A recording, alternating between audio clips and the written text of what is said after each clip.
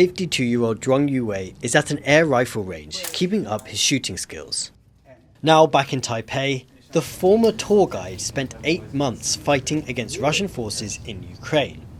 那我们为了就是第一个，我们去那边是为了要去捍卫自由。我认为说，没有一个专制的国家可以任意的向一个民主国家去攻击。如果这一点成立的话，那其实像我们台湾也会被侵略啊。Now, Zhuang wants to pass on what he learned to his fellow Taiwanese. Like Ukraine, Taiwan faces an existential military threat. China sits just west of the island nation, claiming sovereignty over Taiwan and recently upping its intimidation. Chinese forces have recently held war games close to Taiwan and are increasingly sending military boats and planes into surrounding areas. In response, Taiwan has boosted defense spending and increased mandatory military service to 1 year. And Ukraine's civilian response has also inspired Taiwanese.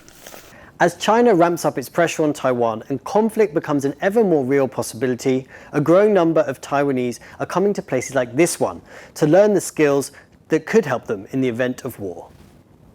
At this privately run National Defense Shooting and Education Center in the capital, Taipei, Zhuang shares his experience of war and teaches compatriots how to respond to attacks.